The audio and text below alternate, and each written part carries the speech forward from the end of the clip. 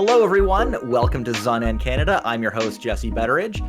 This is a podcast exploring the connections between anime and Canadian media. But today we're doing sort of an off-topic holiday Christmas episode. I've usually done one of these a year. I think I've missed last year, taking a little bit of a break from that. But we're back, and I have two returning guests joining me to just sort of chat in this laid-back holiday celebration. So we have Hazel and Bell.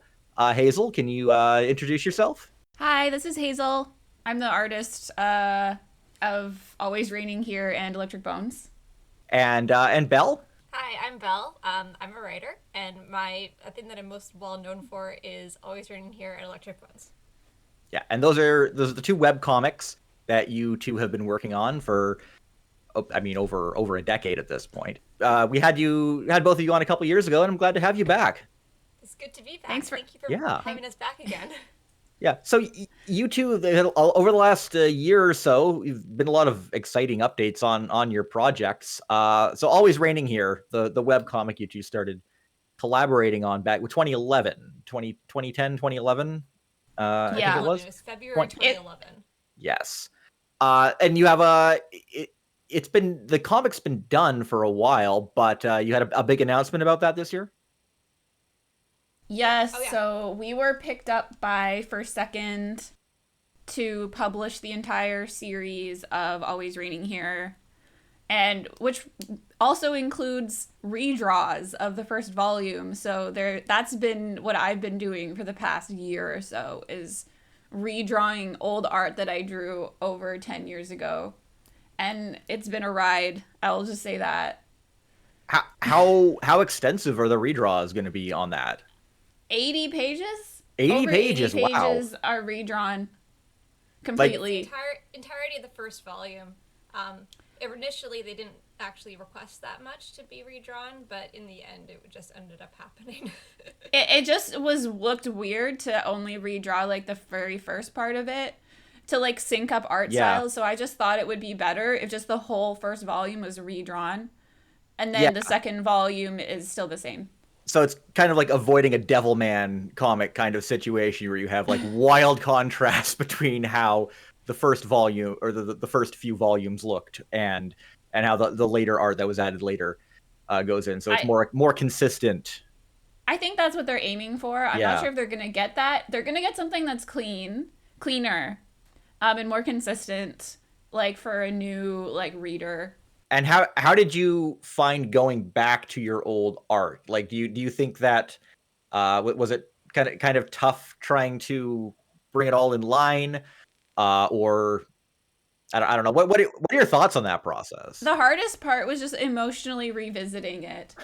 Like the drawings themselves are not that hard, and I've improved a lot. It's mostly I'm reliving the struggle that I did the first time that I drew this.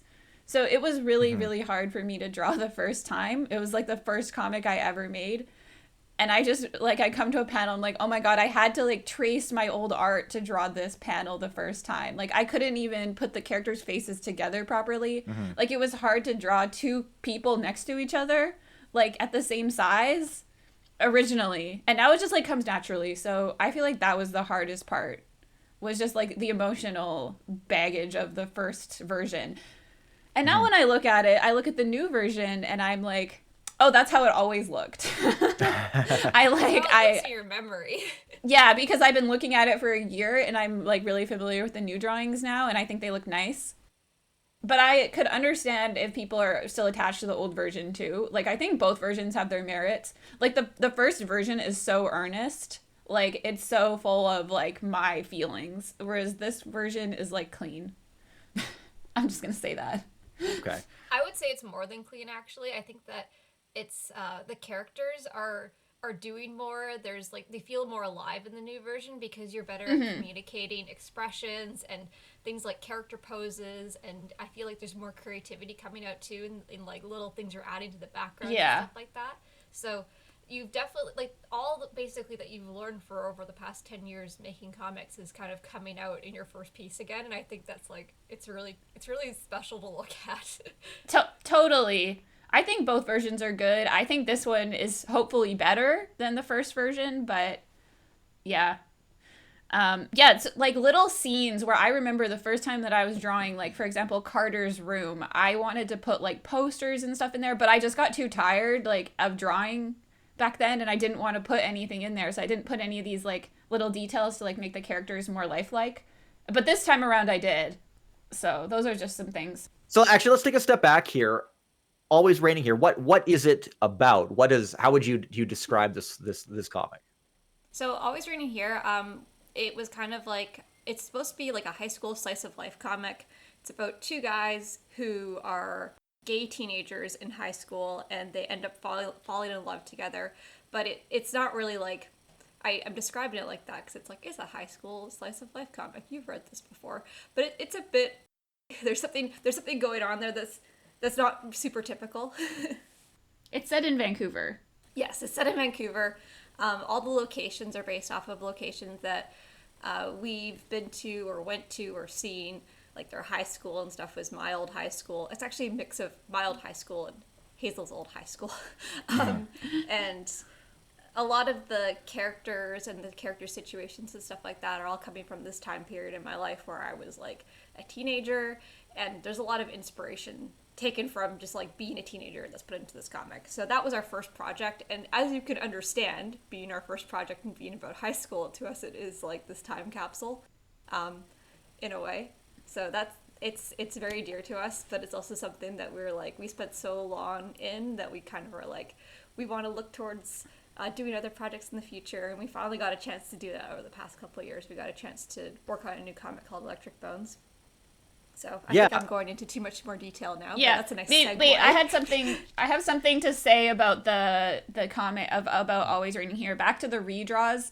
That idea of it being over 10 years old is something that we're also trying to emphasize in the redraws, or like rewrites. There's a little bit of stuff that's rewritten too, but the idea that this is a story that was set over 10 years ago, like it was set, we're making it set in 2011 now, because the world is not the same right now compared to 2011. Like lots of stuff has changed, so we're setting it in that time period, and I feel like it'll feel like it's from that time period too. So it's like a period piece now.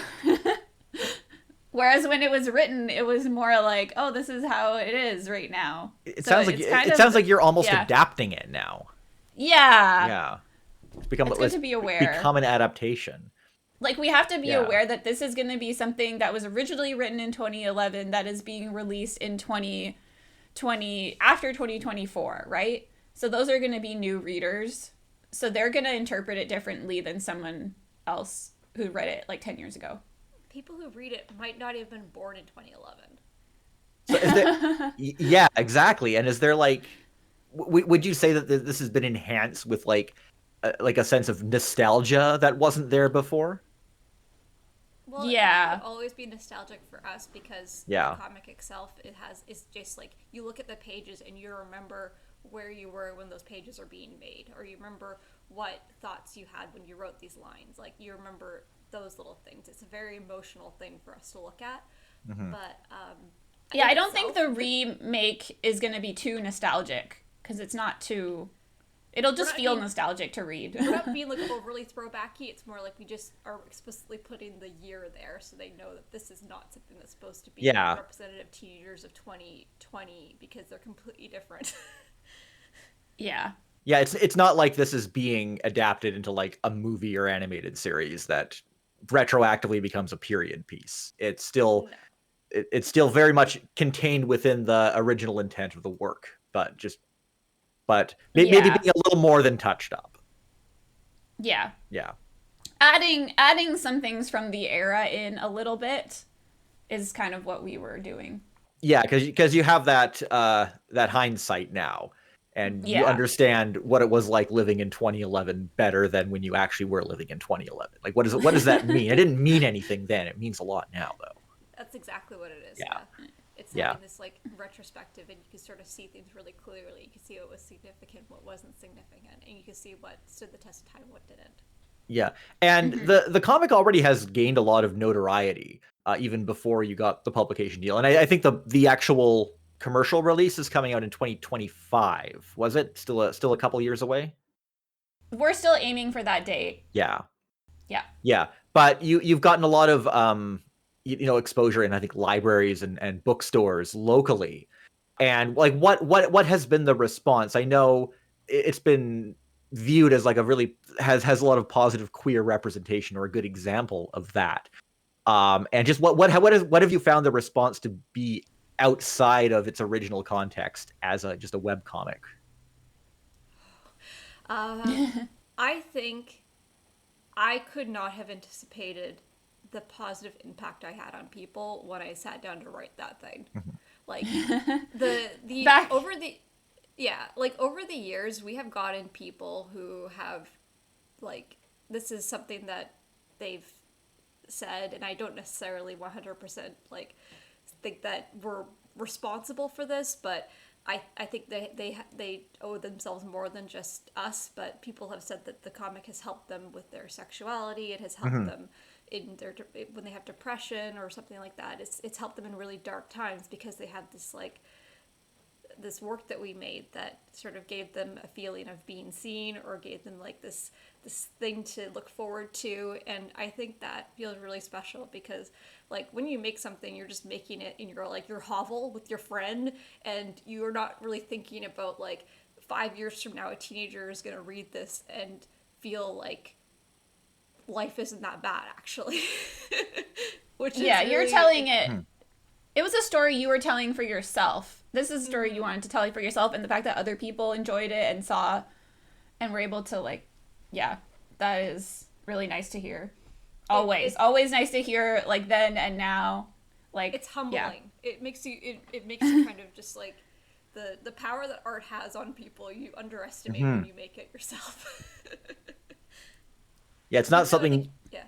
It's not something you can really aim for in the creative process, or at least if you, at least non-cynically. But it's something you kind of have to see happen organically.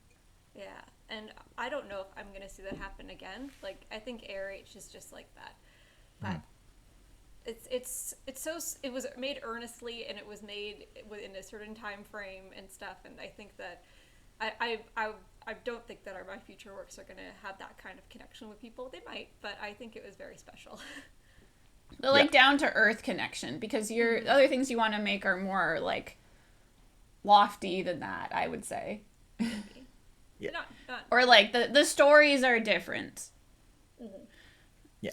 And spanning across both your comics, I wanted to know a little more about your collaborative process in terms of, as the writer and the comic artist. And there's no definitive way of how you do this. But like, what has been your journey? How did you meet? How did you two meet? How did we meet, Jesse? How did we meet? You know how we met. I feel like Jesse might have been there. You don't have to answer that question.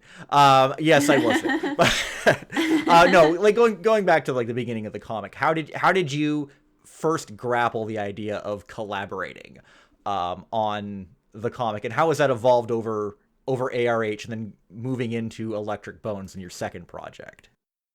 So the collaborative process started from like a feeling of boredom, I would say.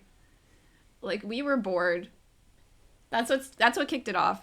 Well, when we first started making comics, I think that I didn't even know how to properly make a script. Like I was like, do I write it out like prose, and then like telling, like I didn't know how much I needed to tell Hazel in regards to like what to make for the art. Like I was giving descriptions that she didn't fully understand, and it was just like a lot of frustration. She would end up drawing something that I'm like, oh, this didn't fit my original vision. So we went back and forth so many times on it, on what the script looked like, or how we communicated.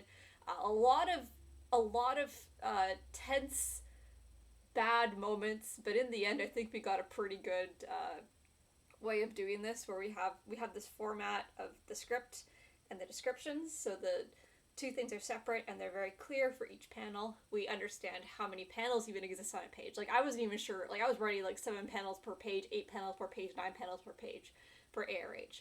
And Hazel had to be like, no, you have a maximum of 5. So there was just, you learn so much when you're doing this, especially when you're just jumping right into it. So now it's just completely streamlined for Electric Bones. We know exactly how much we can allot for each page. We know how to communicate with each other. We like to sit down in the thumbnail stage and draw. Like, I'll give her thumbnails that I kind of have ideas on, and she'll draw her own thumbnails, and we'll like talk about the thumbnails together. That's a new process. So we'll go over the stuff that needs ironing out in the thumbnail stage, as opposed to the fully Sketches. done art stage, like that I have spent hours on, and then Bella's like, redraw that, and I'm like, please no. Both of these comics are released more or less page by page, but that's not how you actually develop the comic. You have a larger scope behind the scenes, I would imagine. Sometimes it is. Oh, okay, all right. For in all cases, there is a longer script. Yes. But the pages. But sometimes it might get edited up until the last minute. Or rewritten. Yeah. Yeah. And can you tell us about your more current comic, Electric Bones? You've made the shift from a like slice of life romance to a very richly developed cyberpunk sci-fi setting.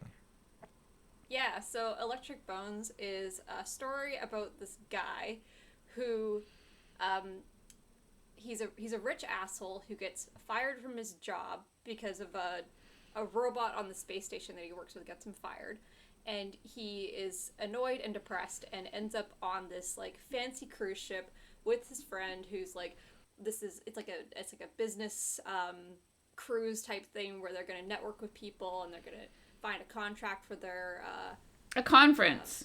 It's a conference. Sorry. Yeah.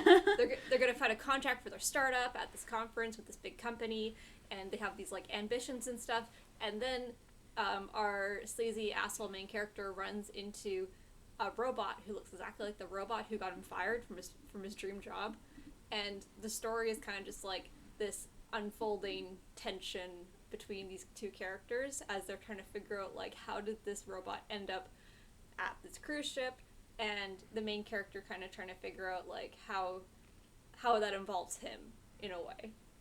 And it's not set in more soon. Yeah. And it's not set in Vancouver, but the Vancouver landmarks still find their way into into certain areas of the story, I noticed. Yeah. I mean, the worst part about world building is coming up with names for things, so it's really easy to just like, the company is named after like one of the local villages. That's easy. Nobody knows what Malcara is. Yeah. Yes, it's good to pull from. Mm-hmm. Or just like we're keeping the West Coast aesthetic in space. Mm-hmm. For better or worse. Yeah. Yeah, it's very lots of again tech startup, tech bro-y kind of elements going into there. So yeah, very West Coast in a lot of ways. I feel like ARH is kind of like me kind of looking at people or specifically men around me in high school, and I was kind of trying to write this story about the guys in high school that I was friends with that were kind of like the there's a certain type of guy that in high school that was more like the Carter type, who's kind of pushy, who's kind of like, I was just trying to make a character like that because I was inspired by the people that I was around. And Lucian in Electric Bones is kind of like the 20-something version. I've been to quite a few conferences and stuff. I was working as a personal assistant for somebody who is associated with Microsoft, so I got to see these people face to face. Yeah. There's definitely first-hand experience baked right into that. I'm sure there are like modified quotes that you're working from. Very clearly. Somehow I feel like the relevance of the tech startup like narrative, like this was originally written in like 2018, like it just becomes more and more relevant, and like the stuff about the Bitcoin or whatever joke in there is like it became worse, like more relevant to like people, and they're like, oh, how did you predict like a story about like AI? This is so like relevant. And it was like, I don't know. It's not even about AI. It's not about artificial intelligence. It's not even about like what it means to be like human or whatever, really.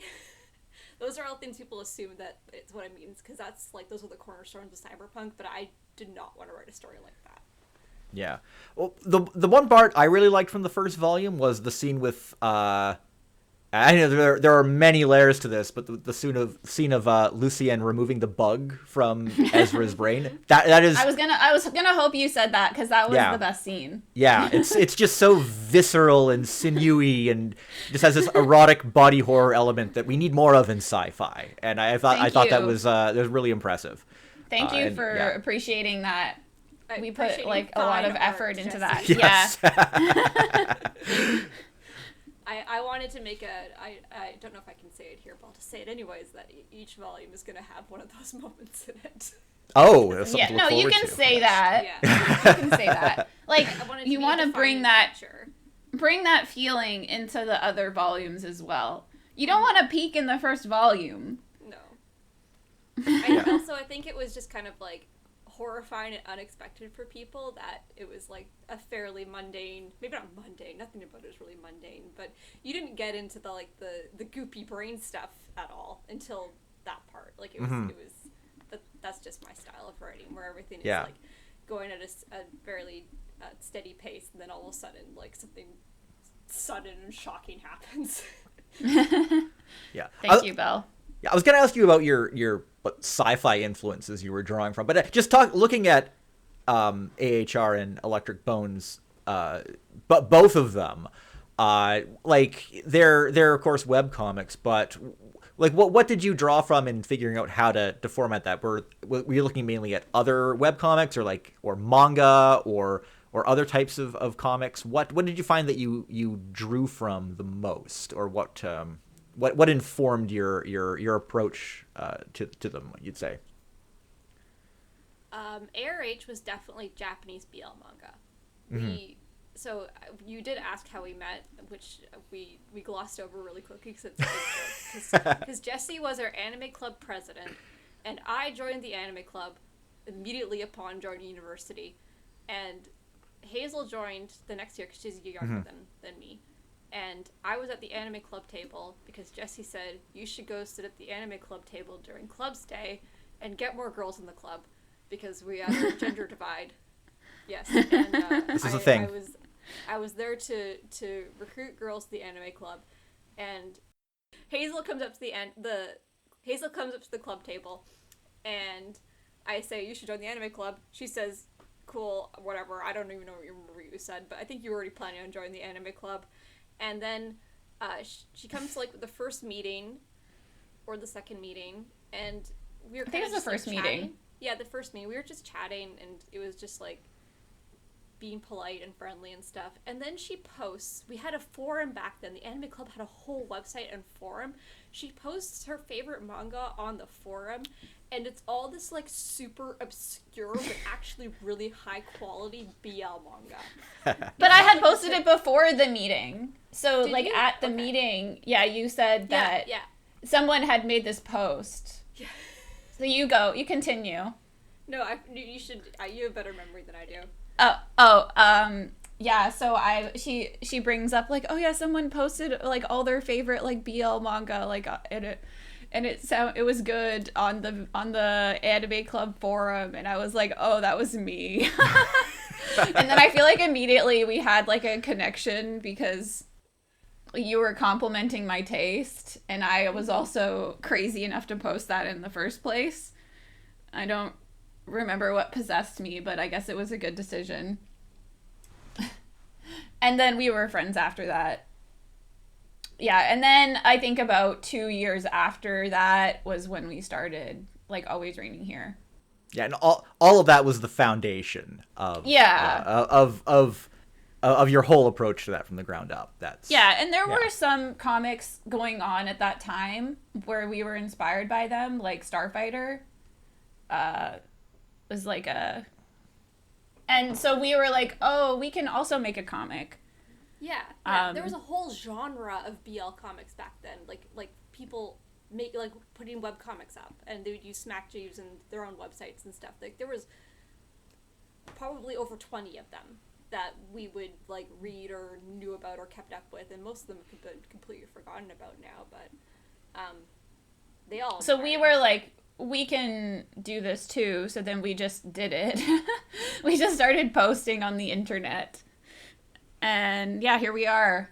And so for Electric Bones, there was less comic inspiration, I would say. There was more movie inspiration, or just like sci-fi, consuming sci-fi for the past like over 25 years, like before the comic was, yeah. And we started planning Electric Bones when we were working on Always Raining Here, like the original characters. Like Lucian was planned in 2013. Like 2 years after we started ARH, because we wanted to do something different. We knew we wanted to do sci-fi way back then.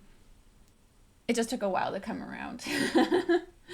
So I would say the movie inspirations, there's like half of it is like genuine inspiration, stuff like I'm gonna say that the bugs, the head pulling the brains out of the head scene in Electric Bones is partially inspired by The Matrix, because that was something that we watched in preparation for Electric Bones, was The Matrix. I think I really liked it. I really liked The Matrix. I hadn't seen it until like a couple years ago. We also watched Blade Runner, which we both didn't actually like.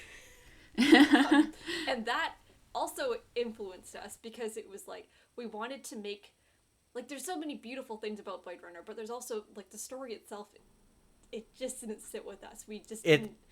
Yeah. I mean, it's kind of a poor adaptation of the original story, but it's more important for the impact that it's had and the way it's. I mean, especially on anime, it's like one of the movies that's had the biggest influence on anime and video games too. And did you ever see Blade Runner 2049, the sequel? No. It's actually a better movie. Yeah. Good to know.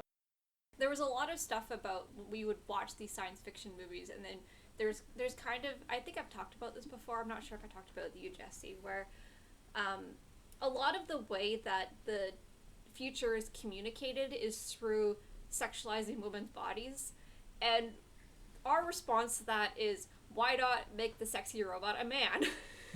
Yeah. Or just like equal opportunity, having sexy female and male robots in this. Yeah. But I feel like just having that like brings it to the forefront of like this being an issue in like sci-fi. It's like, oh, like I don't know if anyone feels uncomfortable when they read Electric Bones, but probably. Yeah. Another thing I hope so. They should. You should make. Some people should be uncomfortable. You should feel slightly uncomfortable. Yeah. I don't feel like you should nothing wrong feel with that. entirely comfortable. I even if you enjoy it, I think you should feel slightly uncomfortable, because it's a unsettling story. Yeah. Yeah. There's nothing wrong with making people feel uncomfortable through art. People have forgotten this. This is a problem with Gen Z. You're very right. You're very right. I really enjoy that feeling of like tension and like, oh, this gives me a gross feeling in my gut when I'm reading this. I love that. It's great. Yeah. Yeah. Yeah, it's so good. Yeah, and when is, I know that Electric Bones has been on hiatus for a bit. Do you know when it's going to be back yet? We are thinking March. We're going to aim for March. Okay. We said that we were going to be back last March, but we just said we were going to be back in March, and maybe it was 2023, maybe it was 2024, we just don't know. But we're shipping Kickstarter orders so we had the Kickstarter for Volume 1 where we printed the book ourselves, like we self-published the whole thing. Nobody was involved except for us, except for people who literally did the printing. But yeah, we are like a publishing house now. We published multiple books. You did the Kickstarter, but you can buy the volume. Yes, so you can buy it on our website, like electricbonescomic.com, or like Hazel Bell shop or Always Raining Here website. You can buy it. Them all on the same website. But so we spent like 3 months doing shipping stuff, sending things out to people. It was like insane, and we sent them all out ourselves.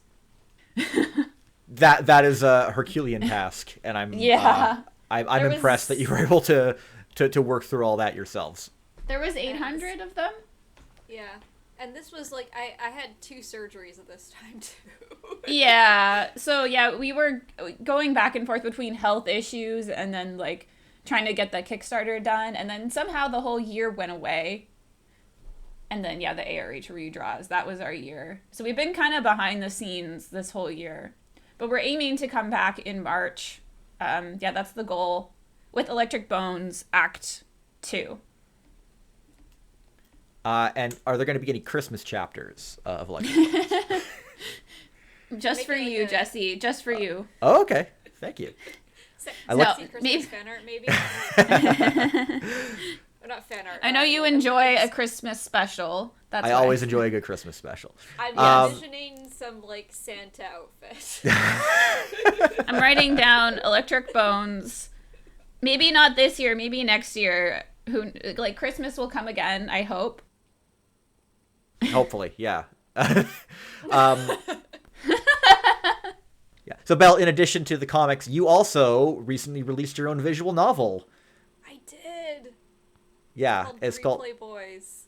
Yeah, and it's a lot like the highly successful and acclaimed anime Secco Boys, but with people instead of statue busts, right? I have you played 2 visual novels, Jesse? About, yeah. Yes, it is exactly like that. It's a visual novel where you are, you play this girl who's a 20-something video editor who works at home, and she has a cat, and she works for an entertainment agency, and they tell her one day, hey, you need to manage the boy band at our agency because they have a concert today and everyone's sick. So she has to pick up everybody, all the members of this boy band, drive them to the arena, make sure they don't kill each other, and each route kind of focuses on one of the boys. It's like a repeating day format, so I mean I'm kind of spoiling it, but really, it is kind of baked into the pitch. So yes, yeah. It's like a Groundhog Day of the day. It's a replay of the day. So Yeah. You sort of uncover more about the boys and about the band and about the story as you play each route, and weird stuff happens. I still need to play the final version. I played like the demo that didn't even have the art in it. And maybe I'll play on stream. Maybe I'll stream while I play for that once I'm done all of my duties. Yeah. Yeah. I played through it. I like it a lot. It is short, but that kind of helps highlight the replayability of it. You'll you can go through it a few times and find all the different routes and take the different choices. Yeah, it's fun. I like it a lot. Thank you. I appreciate you playing it. Yeah. And Good job, Belle. Yeah, and you're working on more visual novels in the future, I understand. Yeah, I am. I'm actually coming up with concepts and stuff for our next one, which I think is going to be a bit more ambitious, a bit more large scale. Hopefully not too large scale, but I'm very excited about it. So that's something I've been working on. Okay, great. So usually these holiday episodes, I take a minute to sort of talk about stuff that's happened in the last year with anime, but I don't know. There's not too much to talk about. Did you guys did you catch Sailor Moon while it was on Crave? No. It's gone now. Was that the old version? The old, well, the old anime, not the original dub that aired on YTV, because that's in a vault, never to be seen again now. But they had the new dub up for like 3 years, but unfortunately that contract lapsed, and now you can't watch it in Canada again. So that kind of sucks. And the problem with Sailor Moon is that it was like a Hulu exclusive in the States, and that has really delayed it being available in Canada over the years, which kind of sucks because Sailor Moon is such a big deal in Canada. But Yeah. Hulu is apparently being destroyed in the U.S. now. They're actually folding it into Disney Plus like it is in every other country on Earth. So I don't know. I think a lot of these Hulu these situations where you can't watch something in Canada because it's a Hulu exclusive, I think we're going to kind of see that kind of get resolved over the next few years. You think that they're going to get bought up? They are bought up. Yeah, Disney on other. Yeah, yeah. Well, that's the thing. Disney has. Oh, they're going to go on Disney. They're going to go on Disney. Well, Disney Plus has absorbed Hulu, but with the way contracts work, that doesn't guarantee that everything's instantly going to jump over there. Sometimes you have to wait for things to get sorted out or for them to go back and renew the rights. So I get it now. Yeah, Hulu's just been such a pain for so many years, and it'll be interesting to see if that works out. But then again, we're also shifting away from living in a world where you can reasonably expect everything to be available on a streaming service anyway. We were on the cusp of finishing Cowboy Bebop on Netflix, and we weren't able to finish it by the time it left. Yeah, they just yanked it. It is on Tubi. You can still watch it there, and if you got Crunchyroll, it's on Crunchyroll too. So it's not unavailable, but when it's not on. If it's not on Netflix, it's not gonna be as visible. People aren't gonna find it. Like if you there's so much stuff that is on YouTube, which is like theoretically the most accessible place you could put a show. Like I think all of Revolutionary Girl Utena is on YouTube, but nobody knows because you don't go looking for shows on YouTube like that. And YouTube doesn't curate your ability to find shows. So when it gets removed from something like everyone uses like Netflix, it's a problem. Or Crave. It's important to have it in, even if they're services you have to pay for. It's just not ultimately as good to have it on a more obscure service. Like having it on the higher profile service helps people, increases the discoverability. So it's always disappointing to see that happen. Yeah, when you're putting anime on the anime only service, I don't know. I feel like less people are going to join Crunchyroll just for that.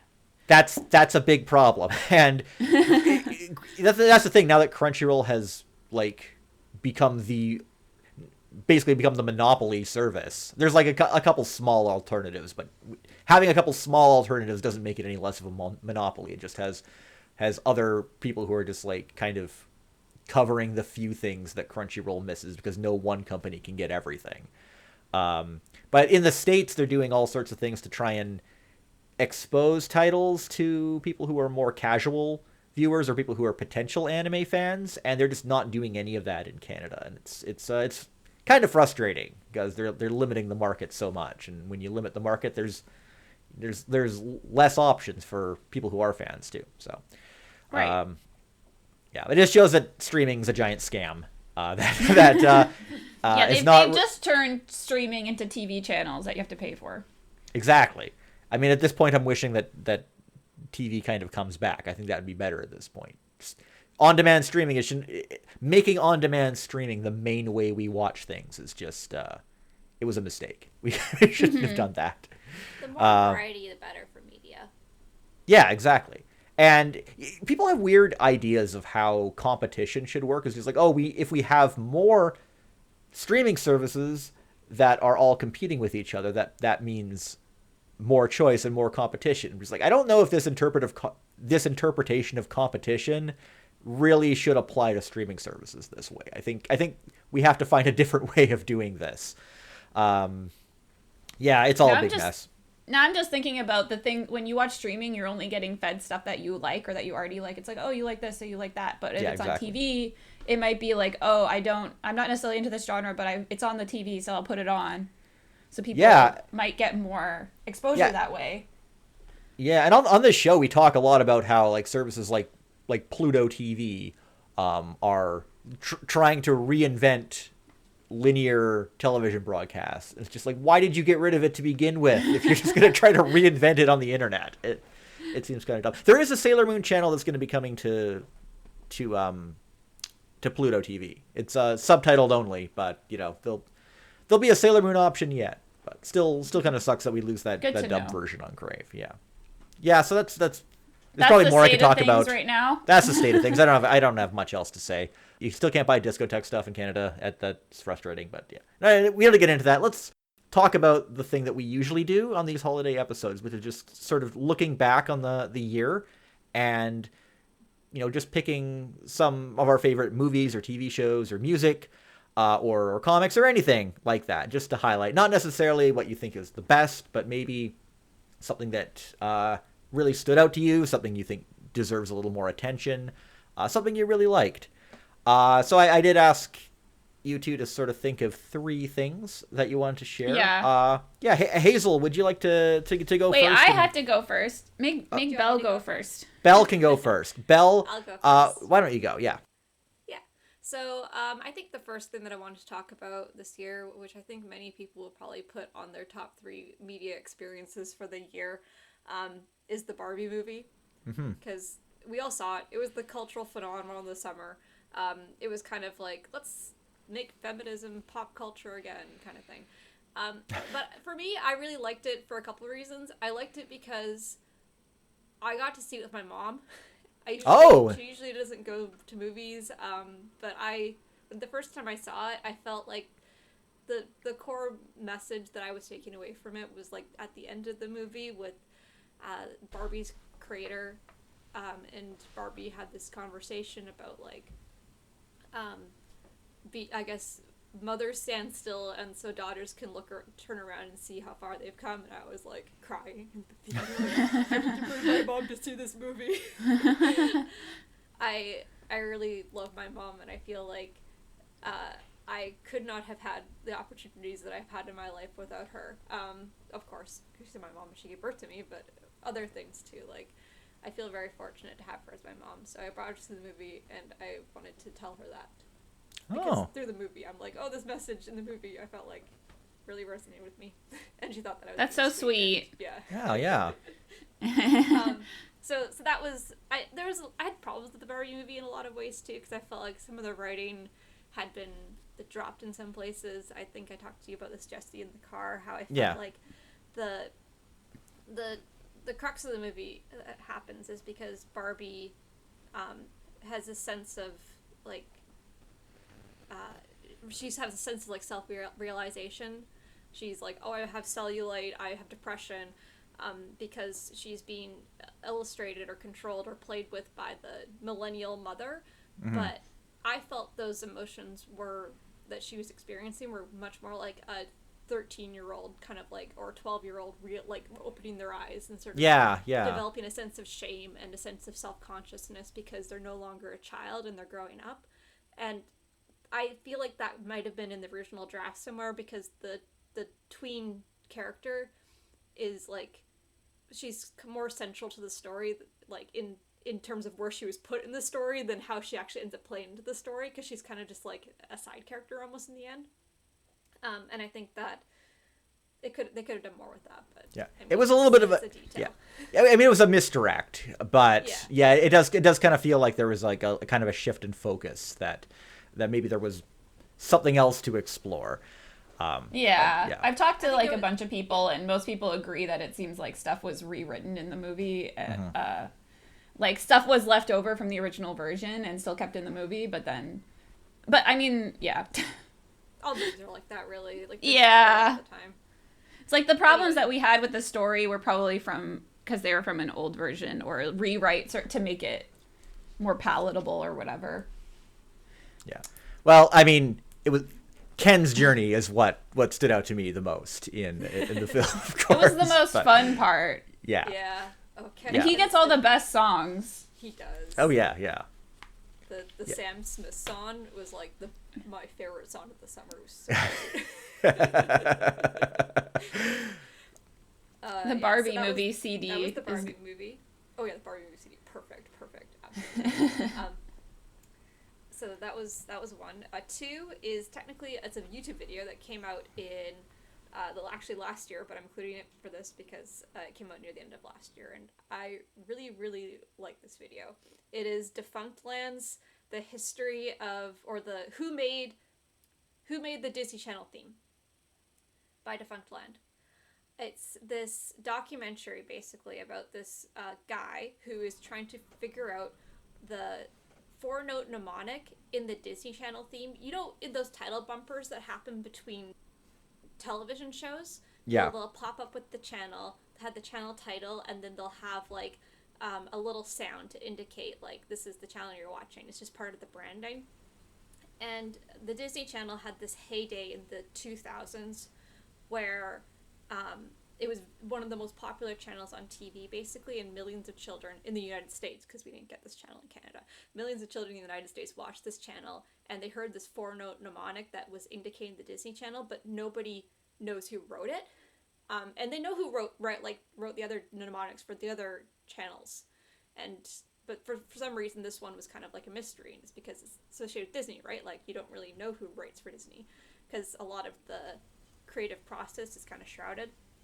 But this video is like this deep dive into figuring out who made it, and in the process he interviews all these people who are involved in this creative artistry behind making these title cards that occur, these bumpers, these like coming up with the storylines in the bumpers, coming up with the art for the bumpers, coming up with like the music.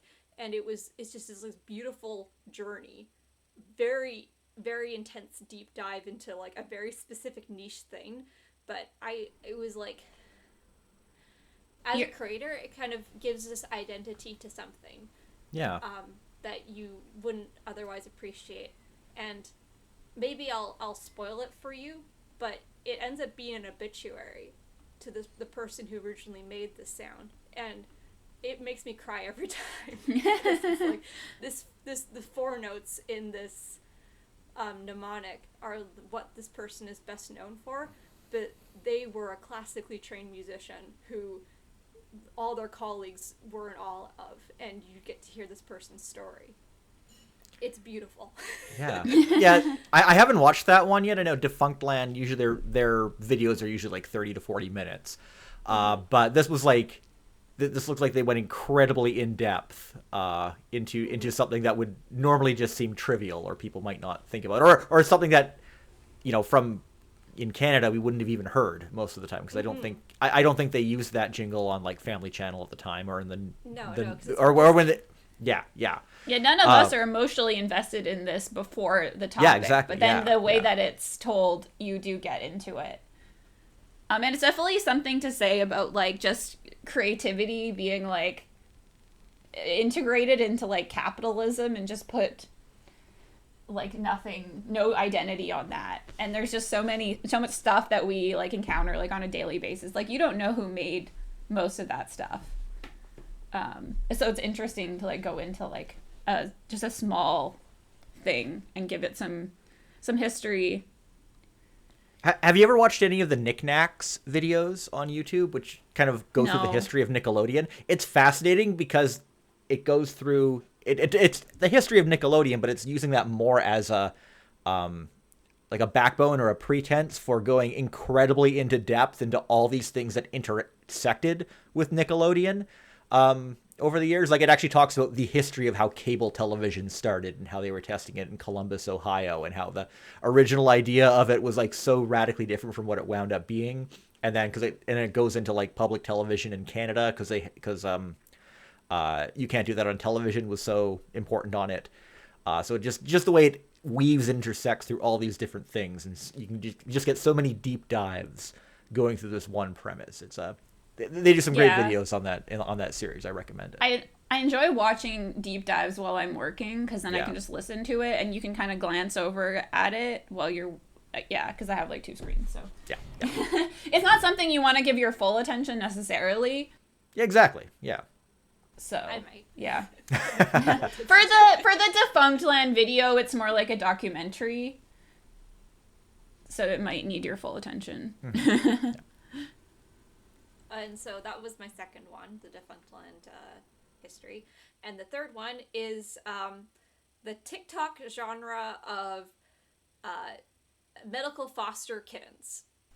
So I don't know how much you know about TikTok, Jesse, but over the course of 2023, there have been several medical foster kittens on TikTok that have grown into little superstars. There was Tater Tot, who was best known for having these two like casts on his feet, because they're these tiny little things, and they're just like, they have so much heart, and their foster parents will record them doing their silly things and going to their vet appointments and stuff, and you're cheering them on because you really want them to get better. There was Birdie, who had this autoimmune disease, I think, that ended up being diagnosed with the first like case of that in a cat ever. And then there's Wisp. So Birdie and Tater Tot both unfortunately passed away, and Wisp is still alive, and I love Wisp. And every day Wisp's mom uploads videos of Wisp. Wisp is this tiny, tiny little Persian kitten who always has food on her face because she eats with her face fully. She has no snout. She just eats with her face fully in the dish. She always has poop on her butt because she has a colon problem. She is a mess. And she's just every day you go onto TikTok and you see what the update is with Wisp, and you're following Wisp, and she's just getting bigger throughout the year. She goes to her vet appointments. You're cheering her on. And all these videos, the views they get a ton of views on them, and the views all help because these medical fosters are people who are like living generally very simple lives. They're not wealthy or anything, so watching these videos and the popularity definitely helps, and they make merchandise and stuff to help fund their little rescues and things like that. So I loved this phenomenon in 2023. I want to see more of it. I want to see more of this like positive interaction of seeing a cute kitten, and also the people taking care of the kitten can make money so they can pay for these expensive surgeries and stuff. Yeah.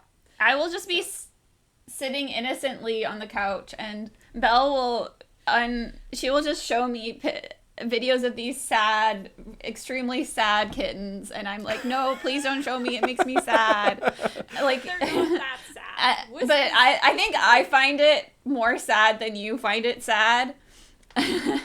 You find it uplifting, and I find it sad. But now that Wisp has been alive for a couple months now and is not yet passed away, I am willing to watch the Wisp videos. I've become like endeared somehow towards the videos. Yeah, I know, Belle. I think you showed me some Wisp videos out of context, but it seems that if you're it's part of a greater experience if you're in the actual ritual of following TikTok and seeing the updates every day and understanding like the bigger picture, and just engaging with it directly through the medium as you're intended to. I think it seems a little odd out of context. I will say, but if you're that's the context. Inviting us over for a nice Halloween themed brunch, and then me shoving a dirty cat in your face. But look at this. That's what I have to do. That's what I endure every day. I'm not saying that that's not how TikTok is supposed to work. But I think maybe there is a better way. Yeah, TikToks are very curated for the person that's like receiving them in that way. So that's why I only get the cat videos from you. Well, Hazel, why don't you share some of your favorite things from 2023? I wish that I watched more shows this year or like read more things. So my list is kind of short, and my life was taken over by one specific thing, but I'll save that for the last. So the first one, I guess, is like Tears of the Kingdom by Nintendo. Legend of Zelda Tears of the Kingdom.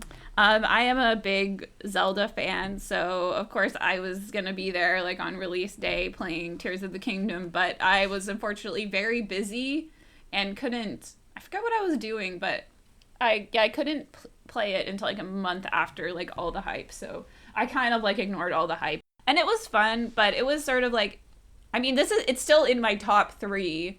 But I didn't actually play that many things this year, so I guess this is, yeah. I think it's just my love of Zelda. Tears of the Kingdom was basically just a Breath of the Wild DLC. like expensive Breath of the Wild Yeah. DLC, Well, in my opinion. More expensive than the original game, but it uses the same engine and everything. Yeah. It doesn't really feel like its own game. Like, it doesn't have an identity on its own. It's very much connected to the first game. It's really fun to play. Like, when you're playing it, you're having a good time. But I felt like it didn't really leave a lasting impression on me. Like, as I stopped playing it. And, like, pretty much every Zelda game, I'll get to the end, and then I won't finish it because I don't want it to be over. And then I'll just, like, flag around, and then it's like, oh, I didn't play the ending again. So I still haven't played the ending. But it was, fun to play. I would still put it in my top. I feel like I'm being critical because I like it, you know? Yeah. I finished the main game of Breath of the Wild. I started on the DLC, but when I started to realize the scope of things you had to do to unlock that motorcycle, I was just like, no, I'm not. For the like 100 trials or whatever. Yeah. Yeah, I bought that too, and then I gave up because I'm like not that intense of a gamer. It was also interesting coming back to Breath of the Wild because I did play it like so many years ago, I think on the Wii U when it came out. And then Tears of the Kingdom's coming out on the Switch, and so much has happened between those two things. And one of them was the game that I played.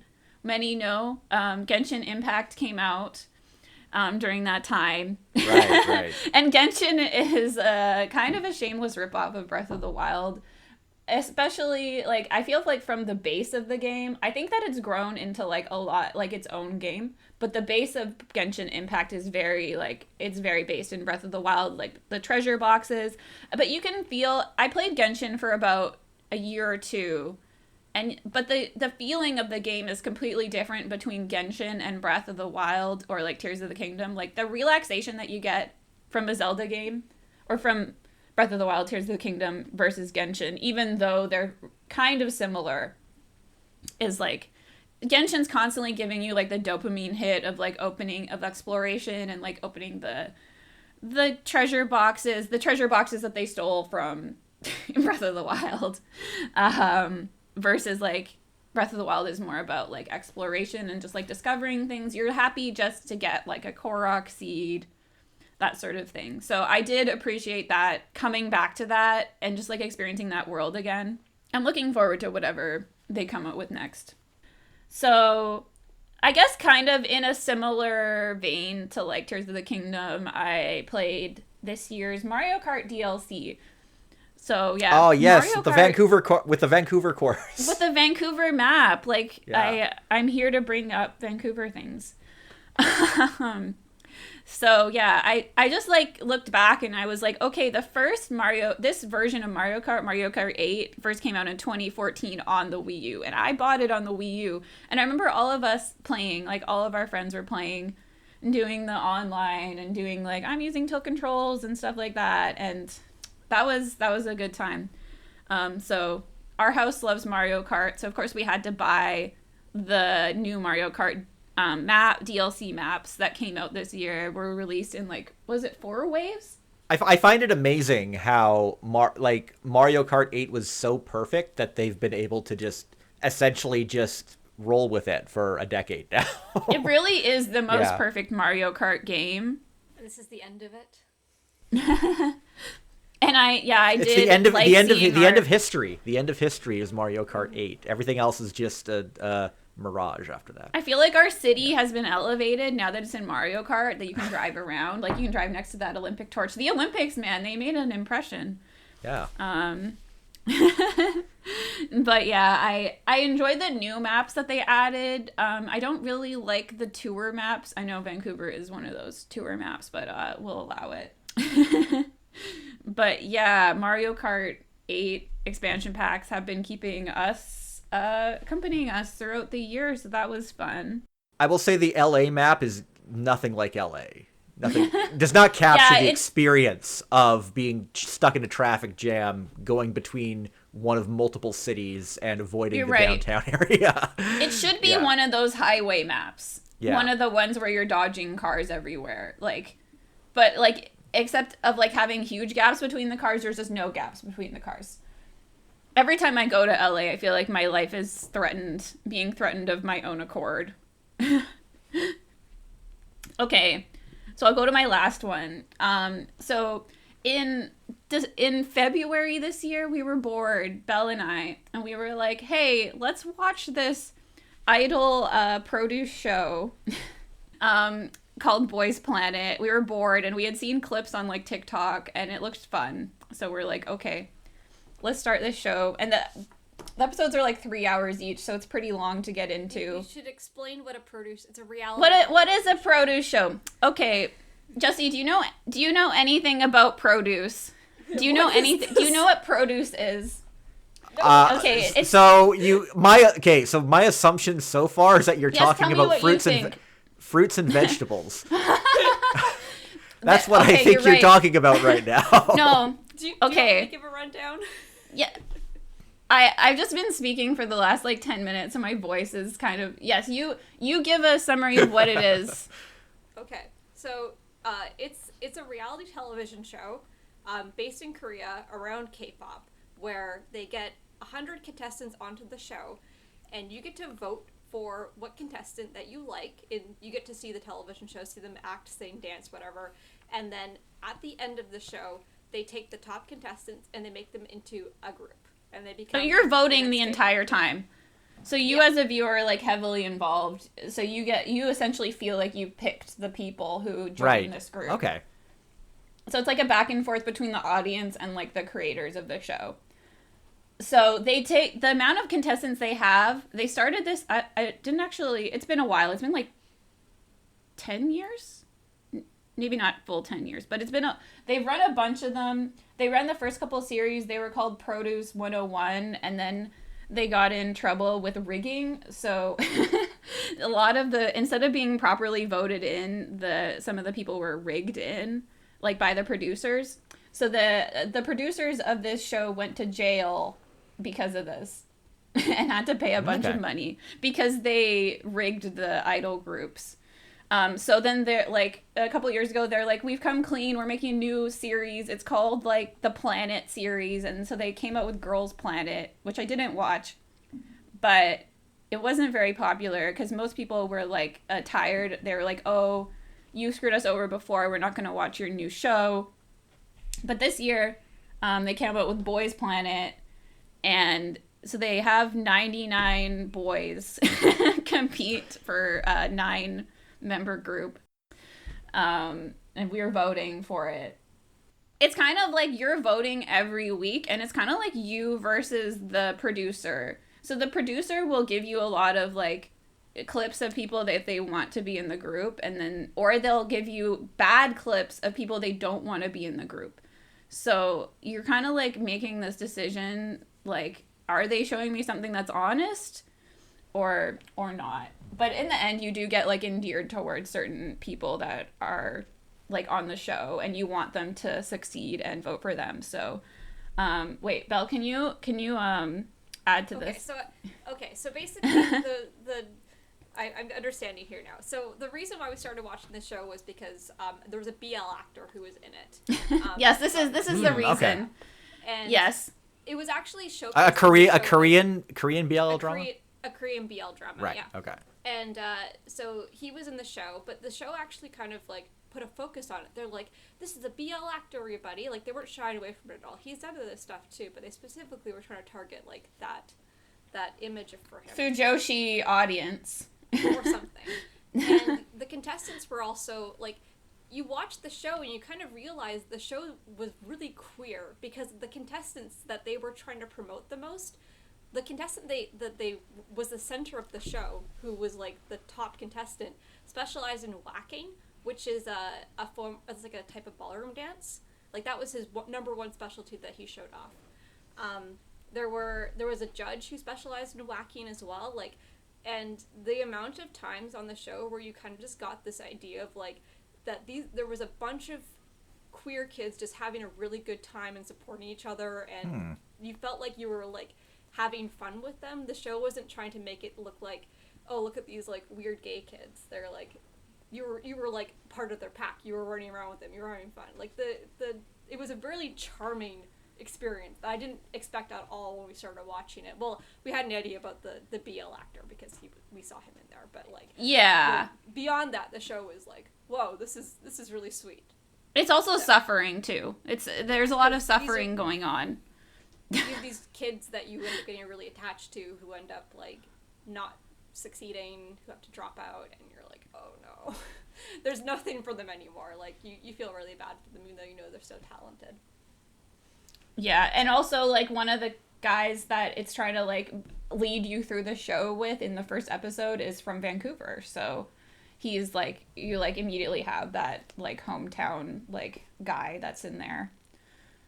And he does make it into the group, and... Oh, okay. Yeah. Who is this guy from Vancouver? Soap Matthew. Where can people find this show?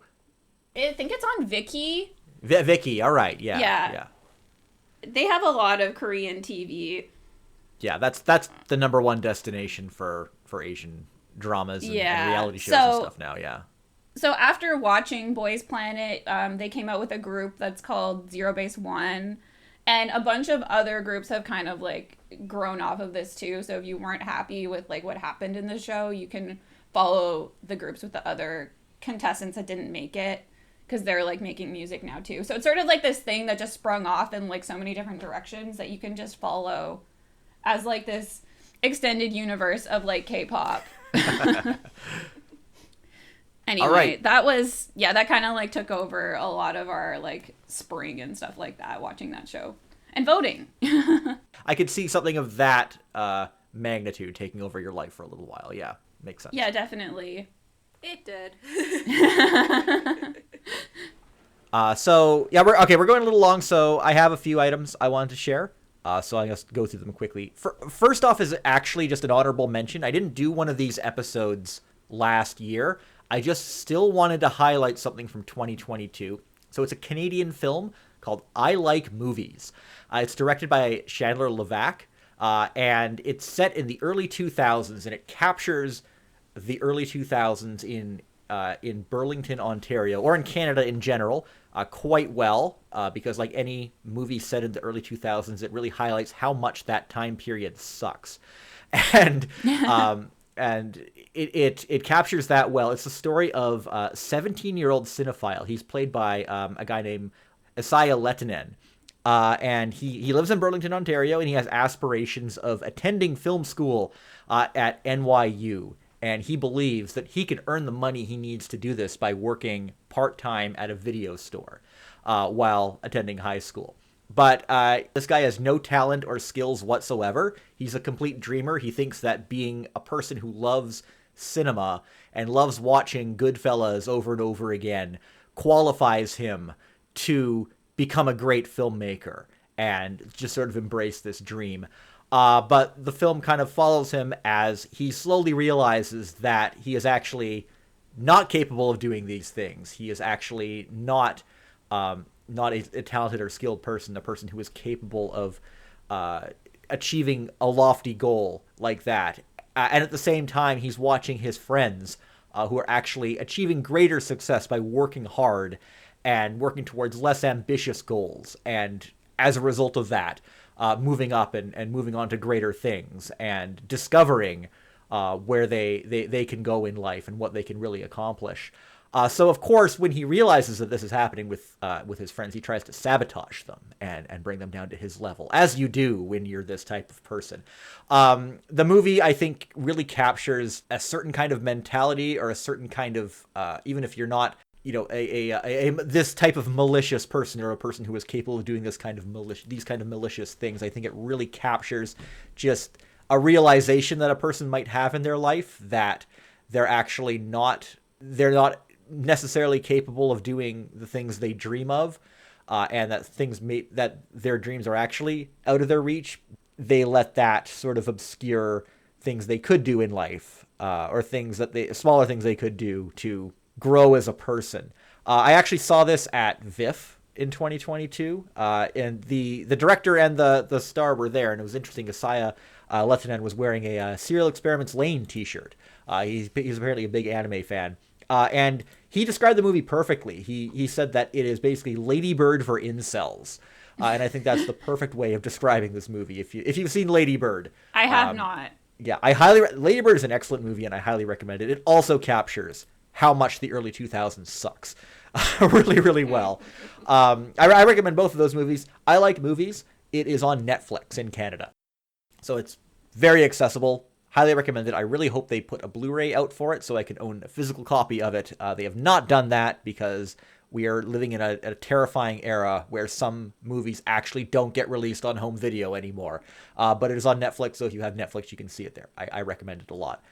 So going on for stuff for 2023, first thing I wanted to talk about was a movie I saw earlier in the year, universally loved and praised by everyone who saw it. It's called Skinamarink, directed by Kyle Edward Ball. He's a guy who specializes in making short films that replicate nightmares in really inventive and creepy ways.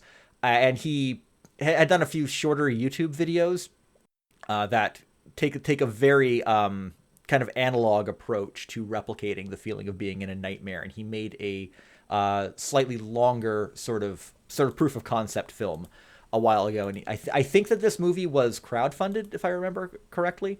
And it actually leaked online early, which was really unfortunate. So a lot of people wound up seeing it before it actually got released in theaters. But that did not kill the hype. This movie was hyped up a lot as being, a really terrifying sensory experience. And a lot of people hated it. A lot of people thought that the movie was just really boring because so much of it is he went back to like his childhood home in Alberta, and he got permission from the people who live there to actually film it. So he's really honing his own experience of being a small child living in a big house when it's empty and full of, just on its own, just full of weird mysteries. And it just kind of captures that idea of not even really understanding everything that's in your home as a child, or the idea that some kind of monster could form out of nothing. But he takes that idea, tells the story from a perspective of a little kid who hit his head in the beginning, and his parents disappear, and suddenly the house seems to get slowly enveloped by this weird static monster. And it's uses all kind of creepy tricks. I found it was very effective. If you see the trailer, it really captures a kind of 1970s PSA filmmaking kind of approach that really puts you into a pre-digital world. The movie's actually set in the early 90s, but I think it really resonates most with people sort of more our age who still remember a pre-digital era. Mm-hmm. I would be curious to know what younger people think of the movie if they've actually grown up in a digital era. I wonder if it would click with them, or if just the general mystery. And it might just be that children probably experience a similar fear of their house, regardless of it being like what era it is. Yeah, exactly. I feel like this is the first real description I've heard of Skinamarink, because usually people they're not like willing. They're usually to just say saying how much happens. they just say how much they hated it, and and how stupid it was. The movie spends like the first 20 minutes just sort of messing around with weird camera angles in a house, and it is kind of off-putting. I'll admit that, but I mean that's to acclimatize you to the way the film is shot as things get increasingly strange and unknowable and bizarre as it goes on. And in the movie, at the end, it really sucks you in, and it really just sort of gets to you in a way that I probably should have expected, and I didn't. It was just the way it plays with static and lighting and everything. Is absolutely horrifying. It's a horrifying sensory experience. You absolutely should not take any kind of edible or drug before seeing this movie. That would be a huge mistake because you will have a very bad time. And also I saw it like at the Rio in a theater filled with people, and that is the best way to see it. You can see it on Shudder. I don't know if watching it in your own home is as good because you can turn it off and escape, and turn the lights back on when you're watching it. Whereas when you're in the theater, you're trapped. You can't escape its grasp. And I think that experiencing it that way was the best way to do it. Maybe it's still okay on streaming. I don't know. But if you are ever able to see this movie in theaters, I recommend it. I do recommend checking it out. Like I said, it's not for everyone. Lots of people didn't like this movie, but I liked it a lot. It really got to me. It seems that you two never saw this one. No, we don't usually watch horror. We're not like big horror genre fans. I like stuff that like has like maybe it's like sci-fi but it has like an element of horror in it, that kind of thing. Not like a full horror. Yeah, I can't literally tell you what the narrative of this movie was because it kind of doesn't have one, but that kind of goes hand in hand. I feel like I got a lot. Yeah, it goes in hand with the idea of replicating a nightmare. Yeah, that doesn't seem like a really bold thing for a movie to do, but it takes a really novel approach to it, I found. And again, static is terrifying. It really is. So much static in this movie. So the other two items I have are a little predictable. One was the Venture Brothers movie, The Venture Brothers Radiant is the Blood of the Baboon Heart. I don't recommend this if you haven't watched all 7 seasons of Venture Brothers, and even if you have, you might want to go back and rewatch the whole thing, because I did. I rewatched all of Venture Brothers, and I'm glad I did. It's such a great show. It's even better the second time you see it, because there's so much you'll miss, so much I completely forgot about. It's just like a very short 88-minute movie, the equivalent of 4 episodes. But it is an ending to the Venture Brothers saga at last. It kind of leaves the door open a little bit, but if you listen to the audio commentary and stuff, they make it very clear that they very much approached this as an ending. It answers the biggest questions that have been lingering throughout that series, throughout its 20-year history. It actually was supposed to be a season 8, but unfortunately the show got canceled amidst all of the corporate chaos at Warner Brothers Discovery over the last few years. But luckily they were able to cut a deal and get a movie made so they could give everything an ending. It brings in some new elements, and it wraps up most of the dangling threads. There's still a couple things left over, but they're not really that important. I don't really care. Personally, I was very satisfied with this movie. It actually surpassed my expectations. Some people were saying that the wheels spin a little bit on it, or it doesn't really give a satisfying ending. I disagree with that sentiment entirely. I thought it was a roller coaster. You get a little bit of everything that makes Venture Brothers great. Venture Brothers has been an astonishing project over the last 20 years. And if you see this, I highly recommend buying the Blu-ray, because it has you get a full platter, which is very rare with home video these days. It's got special features. It's got 2 audio commentary tracks. You really get a full enhanced experience with the disc. Unfortunately, they just gave it a regular Blu-ray release, whereas with the Aqua Teen Hunger Force movie that they also did, that one got like a lavish special edition 4K Ultra HD release. But Venture Brothers, no, just regular HD is enough for Venture Brothers, apparently. I know a lot of people fell off of Venture Brothers at like season 4 or 5 or whenever Teletoon stopped running it, which is unfortunate. But it's great. I think it really holds up. It chronicles the 20 years it spans pretty well. But but you can really go back and feel it feels timeless in a lot of ways right from the beginning. So yeah, Venture Brothers, good stuff.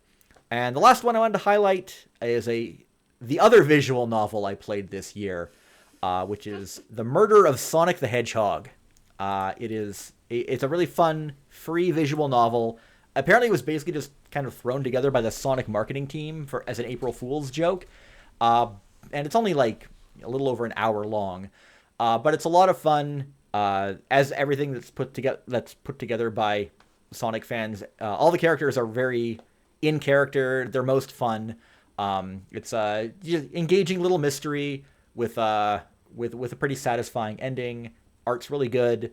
It's got some little platforming sections that are difficult, but not too frustrating, and you can adjust the difficulty on it. And again, it's great. It's completely free. I recommend trying it out, even if you're not that familiar with Sonic. I just looked it up. Yeah. Because I haven't. Sorry, I'm interrupting you. Oh, that's okay. Because I haven't looked at it before, but yeah, I haven't. I'm surprised it looks so good for something that's an April Fool's joke. It looks like a full game. It's like it's a high effort. That's the money April Fool's joke behind Sonic. I should ask my friend who likes Sonic and visual novels if they've played this. If your friend likes Sonic and visual novels, I hope they have, and I'm sure they would enjoy it. I don't think they have played this. Maybe, I don't know. Yeah, it's really great. A lot of fun. Again, even if you don't know anything about Sonic, everything is really well introduced. The characters are well defined.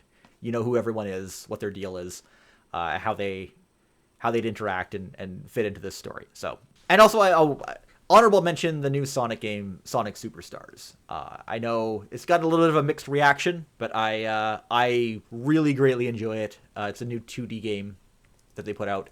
It has a co-op element that part of the game is garbage, but if you just ignore that and just play through the main game, it's a lot of fun. Definitely a must play for anyone who's a Sonic fan. I think there was Sonic Mania a few years ago, but that one is I guess technically a better game, but it's mostly a remix. This one's all original levels from beginning to end. And Sonic's creator, Naoto Oshima, has come back, and he supervised this game, and you really feel his influence. Not the guy who's in jail, not Yuji Naka, the other creator of Sonic.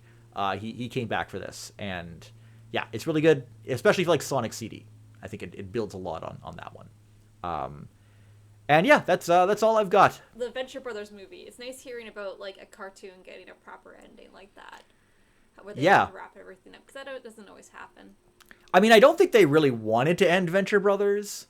It really feels like they wanted to tell this story until they died, with Doc and Jackson, and it does. I think they had ideas to just keep the show going indefinitely, and just, there's always little breadcrumbs that they can build off of in future seasons. Like back at the end of season 5, most of the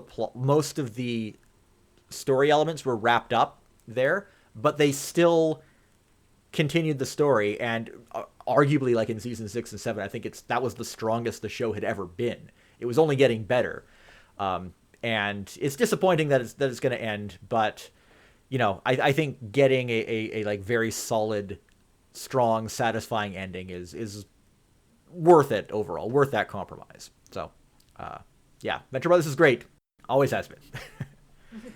Yeah, I haven't watched it, like you said, probably for years, but yeah, it might be interesting getting back into it.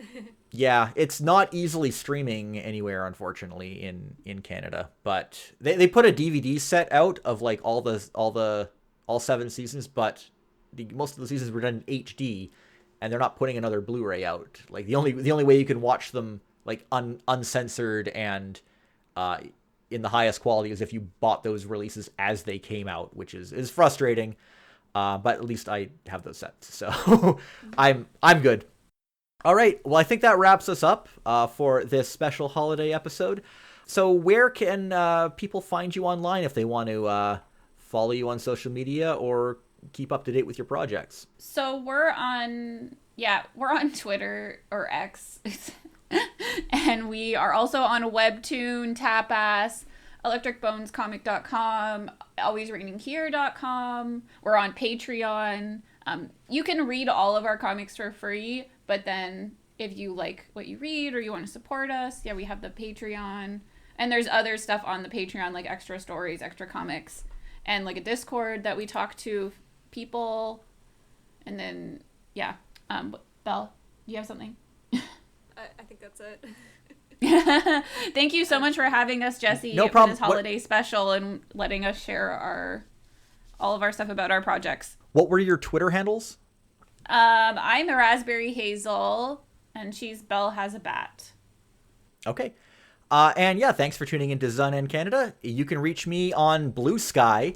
I'm at jbetteridge.bsky.social. I am still on Twitter. You can follow me at jbetteridge there, but I'm trying not to use Twitter because it's horrible.